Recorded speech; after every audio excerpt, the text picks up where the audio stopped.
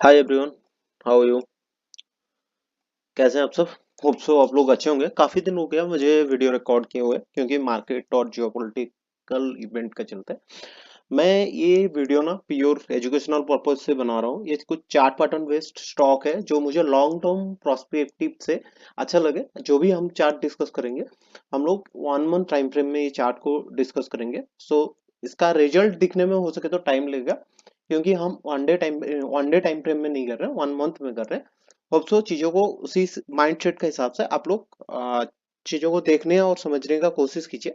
तो first stock हम लोग डिस्कस करते हैं, उज्जीवन स्मॉल फाइनेंस बैंक। अगर इसमें क्या देखेंगे, ये स्टॉक ना आईपीओ जब जब से लिस्टिंग हुआ था उसका बाद पीटा है स्टॉक, मतलब उसमें सेलिंग आया है। उसका बाद अभी ये ऑलमोस्ट आपका 2020 से 2025 ऑलमोस्ट 5 ईयर का ब्रेकआउट होने वाला है ये स्टॉक में। अगर देख सकते हैं कि ये एक क्लासिकल चार्ट पैटर्न बन रहा है जिसका नाम बोलते हैं हम लोग कॉफेन 100 पैटर्न।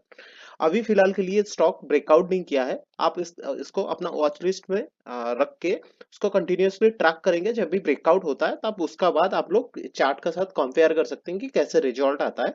तो ये रहा हम लोगों का फर्स्ट स्टॉक। और इसमें मैं क्यों इंटरेस्टेड हूँ या इंटरेस्टेड सॉरी, क्यों मैं इसको इस स्टॉक को अच्छा लगा, जब भी इसमें सेलिंग आता है ना, वॉल्यूम मतलब स्क्वीज हो रहा है। जब कोई ना कोई जब भी सेल करता है, इसमें साइकोलॉजी यही डिनोट करता है कि जब भी सेलिंग आ रहा है, जो पार्टी इन्वेस्टेड है ऑलरेडी स्टॉक में, वो सेल करना प्रीफर नहीं कर रहे।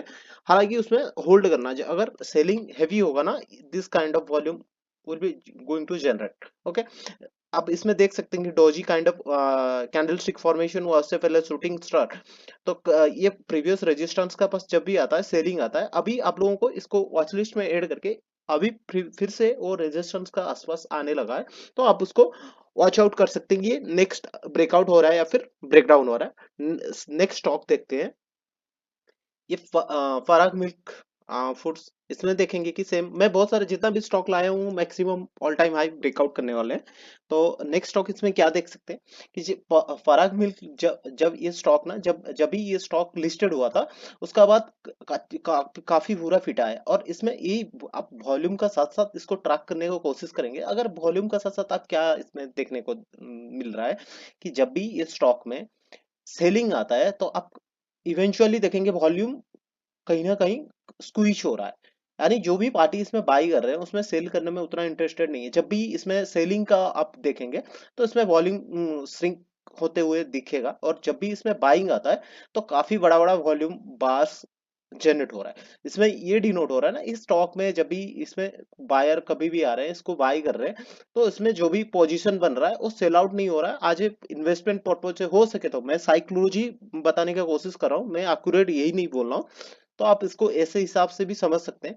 अभी काफी दिनों से ना स्टॉक पीटा हुआ था, तो जैसे ही राइज होने लगा तो इसमें ये एक जब भी बाइंग आ रहा है तो आप बड़ा बड़ा वॉल्यूम देखेंगे, जब भी सेलिंग आ रहा है छोटा छोटा वॉल्यूम। अभी एक बार ये देख सकते हैं कि ये ऑल टाइम हाई को एक बार अटेम्प्ट कर चुका है, ऑलमोस्ट अटेम्प्ट कर चुका है।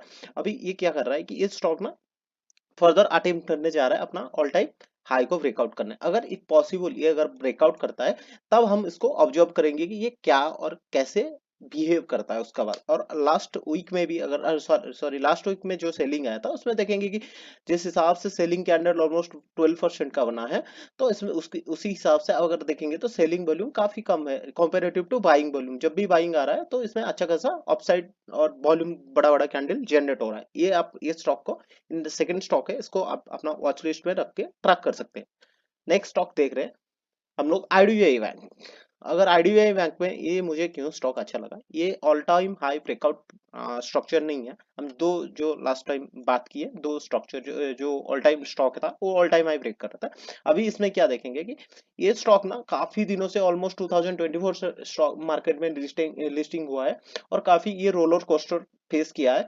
और ये ना हम लोग बोलते हैं कि इसको एक राउंडिंग बॉटम से, जो जब भी ये स्टॉक अपना बॉटम लो हिट कर रहा तब उसका बाद कंटिन्यूअसली ये स्लोली स्लोली एक ना bottom kind of structure formation करने में लगा पड़ा है। और ये जो अपना प्रीवियस कंटिन्यूअसली अगर देखेंगे 1 2 3 मोर देन 3 to 4 टाइम यही जोन पे, यानी 1114 का जोन का आसपास, 1114 टू 120 इसी जोन पे ये रेजिस्टेंस ले रहा था।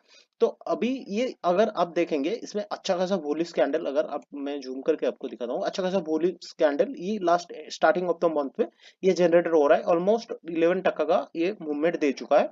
अभी देखने को ये है कि ये जो उसका एक टेम्पररी रेजिस्टेंस था, इसको अगर ये ब्रेक कर पाता है या फिर क्या करता है, ये स्टॉक मुझे इसीलिए अच्छा लगा कि ये बहुत दिन बहुत लिया, ऑलमोस्ट आपका 15 ईयर लिया ये पैटर्न को फॉर्मेशन करने में। और इसमें अभी इंटरेस्टिंग ये है कि पहले जो था ना उतना खास वॉल्यूम नहीं था, और अभी जैसे जैसे मार्केट मैच्योर होते जा रहा है, यानी मार्केट का पार्टिसिपेशन बढ़ते जा रहा है, तो ये स्टॉक में भी वॉल्यूम जनरेट हो गया। हो सके तो आप यही मान सकते हैं 2017 में उतना ट्रेडर ट्रेड नहीं कर रहे होंगे, या फिर उतना वॉल्यूम में ट्रेडर ट्रेड नहीं हो रहा था स्टॉक में। अभी धीरे धीरे ये वॉल्यूम डिनोट कर रहा है कि कहीं ना कहीं इसमें पार्टिसिपेशन धीरे धीरे बढ़ते जा रहा है, और कहीं ना कहीं कोई छोटा बड़ा पार्टी, अगर ये बड़ा बड़ा ग्रीन कैंडल को भी देख के आप समझ सकते हैं कि इसमें कहीं ना छोटा बड़ा पार्टी इंटरेस्टेड हो रहा है आजकल इस स्टॉक में इन्वेस्ट करने में। तो नेक्स्ट स्टॉक देखते हैं अवंती फीड। ये मेरीन प्रोडक्ट का ऊपर में डील करता है, इसका ये स्टॉक ना मैं काफी दिनों से ट्रैक कर रहा था। तो इसमें मुझे ये क्यों अच्छा लगा, ऑलमोस्ट ये भी अपना 2027 का बाद ये अपना फिर से ऑल टाइम हाई को टेस्ट करने जा रहा है। और ये स्टॉक इसीलिए मुझे अच्छा लग रहा है कि एक ना ये कंटिन्यूएशन बेसिन पैटर्न बोलते हैं इसको, अगर मैं इसको ड्रॉ करता हूँ तो ये जो ट्रेंड कंटिन्यू कंटिन्यू था ऑफ ट्रेंड, इसको फर्दर ये कंटिन्यू करने जा रहा है, ये इसको बोलते हैं कंटिन्यूएशन बेसिन पैटर्न। और ये स्टॉक में हालांकि वॉल्यूम तो श्रिंक हो रहा है, बट अभी देखते हैं कि कभी भी कोई भी स्टॉक ना जैसे ही अपना प्रीवियस रेजिस्टेंस का पास आके कंसोलिडेशन करता है, और उसमें अगर सिग्निफिकेंटली सेलिंग नहीं आता है या फिर बाइंग भी नहीं आता है, और उस टाइम में वो जो जोन पे रेजिस्टेंस जोन पे होल्ड ऑफ करता है, और जब भी ब्रेकआउट होता है अगर उसी टाइम अगर वॉल्यूम इंक्रीज होता है, तो हम मोटा मोटी मानते हैं कि उस स्टॉक और कोई इन्वेस्टर हो चाहे चाहे इन्वेस्टरों के लिए अच्छा, कहीं ना कहीं इसमें वॉल्यूम पार्टिसिपेशन बढ़ रहा है, तो इसमें अच्छा बाइंग का रुझान दिख रहा है। तो उसके लिए आप इसको भी अपना वॉच लिस्ट में ऐड कर सकते हैं। नए स्टॉक देखते हैं, जीएमआर इंफ्रा। मैं लास्ट टाइम अभी जब लास्ट वीडियो भी बनाया था शायद इस स्टॉक का बारे में बात किए थे कि ये अपना ऑल टाइम हाई ब्रेक करने जा रहा है, अटेम्प्ट कर रहा है। ऑलमोस्ट ये आपका था 2009 का, ये ऑलमोस्ट उसको ब्रेक कर चुका है। और ब्रेक करने के बाद क्या हुआ, स्टॉक थोड़ा सा सेल ऑफ फुल बैक लिया, उसके बाद ये फिर से अभी देखेंगे तो यही जोन पर्टिकुलर जोन था उसका रेजिस्टेंस जोन, अभी ये उसका ऑल टाइम हाई एक बार अटेम्प्ट करेगा, यानी 130 का प्राइस बैंड तक ये जाने का प्रोबेबिलिटी दिख रहा है। अगर आप देखेंगे कि यही जो एक रेजिस्टेंस था, जैसे ही एक बड़ा मारुवुजू कैंडल फॉर्मेशन करके ये ब्रेकआउट किया था। हालांकि लास्ट मंथ में ये स्टॉक सेल सेल का फेस करना पड़ा, क्योंकि मार्केट का आजकल आपको भी पता है कि रुझान इतना अच्छा नहीं है। बट ये स्ट्रांगली जो सेलिंग था उसको रिजेक्शन लेके एक काइंड ऑफ एक bullish Harmer kind of structure बनाया है। अभी मार्केट में हमको ये देखना है कि ये क्या करता है फर्दर। अगर ये ब्रेकआउट करके सस्टेन कर जाता है तो हम लोगों के लिए अच्छा रहेगा कि इस स्टॉक को हम लोग अपना वॉच लिस्ट में ऐड कर सकते हैं। और इस ये जो चार्ट पैटर्न फॉर्मेशन किया है, इसका नाम बोलते हैं राउंडिंग बॉटम चार्ट पैटर्न बोलते हैं। और ये कभी भी राउंडिंग बॉटम चार्ट पैटर्न का बारे में अगर पढ़ेंगे तो इसका जनरली टारगेट निकल के आता है, ये जो डेप्थ होता है उसका, अगर ये चार्ट पैटर्न वाइज हम लोग target based chart pattern wise target को अगर आइडेंटिफाई करने के लिए कोशिश करेंगे, तो ये जब डेप्थ होता है ऑलमोस्ट ये आपका 800% का, जो ये मंथली हम लोग, आप कभी मत भूलना कि हम लोग मंथली कैंडल स्टिक पैटर्न को देख रहे हैं, तो मंथली चार्ट पे चीजें देख रहे हैं। तो ये हो सके तो लॉन्ग टर्म के लिए ये अच्छा दिख रहा है ये चार्ट पैटर्न का हिसाब से। और आज का लास्ट स्टॉक में भी ये लास्ट स्टॉक है, तो इसको देखते हैं वेनुस रेमेडीज करके। तो इसमें मुझे ये स्टॉक इसीलिए भी अच्छा लगा कि आप इसमें देखेंगे कि जैसे ही ब्रेकआउट हुआ मासिव वॉल्यूम भी जनरेट हुआ है, और ब्रेकआउट हो के ये सस्टेन कर गया। और कभी भी मैं आपको कभी ये एडवाइस नहीं करता हूँ कि कभी ऐसे मारो जो स्ट्रॉन्ग बाइंग कैंडल आता है फिर फर्दर कंटिन्यू, इसमें ये जो जोन बन गया ना, इसमें अगर एंट्री भी कोई लेता है तो ये रिस्की जोन कहलाएगा। क्योंकि यहाँ से ये जो बाइंग आया ना, अगर हम उसको वीकली टाइम फ्रेम में भी कन्वर्ट करेंगे तो आप देख सकते हैं कि यहाँ पे सेलिंग प्रेशर जनरेट होना स्टार्ट हो गया। क्योंकि आप कैंडल स्टिक को अगर समझते हैं तो इसमें देख सकते हैं कि ऑफ साइड से जो प्राइस बैंड 830 का है, इसमें से ये प्राइस पे कोई लोग इंटरेस्टेड नहीं है फर्दर, इंटरेस्टेड नहीं है बाइंग करने का रेदर देन सेलिंग।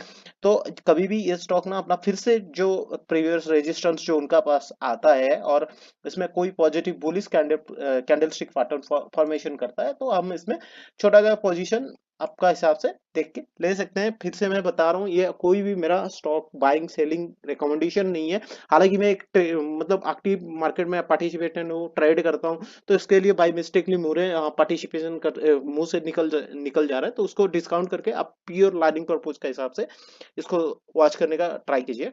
नेक्स्ट क्या लास्ट यही था, जो लास्ट स्टॉक था, यही लास्ट स्टॉक हम लोगों का है।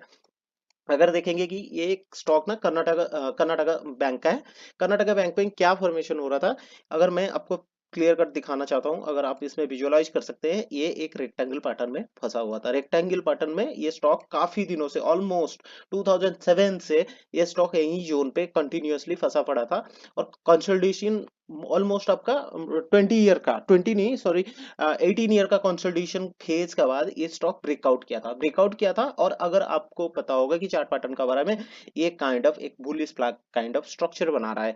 जब भी इसमें ब्रेकआउट आता है, जब भी इसमें ये जो अपना प्रीवियस ब्रेकआउट किया सस्टेन नहीं कर पाया, सॉरी, ये जो जोन बना रहा है ना, ये kind of bullish flag kind of zone अगर आपको दिख रहा होगा, तो ये kind of bullish flag type का जोन फॉर्मेशन कर चुका है। जब भी इसमें ब्रेकआउट आएगा तो आप इसमें अच्छा खासा बुलिशनेस देखने को मिलेगा, क्योंकि जब भी बाइंग आ रहा है आप कैंडल देख सकते हैं, मासिव ह्यूज वॉल्यूम जनरेट हो रहा है और सेलिंग हो रहा है, तो वॉल्यूम कहीं ना कहीं सिंक्रोनाइज कर सिंक कर रहा है बना।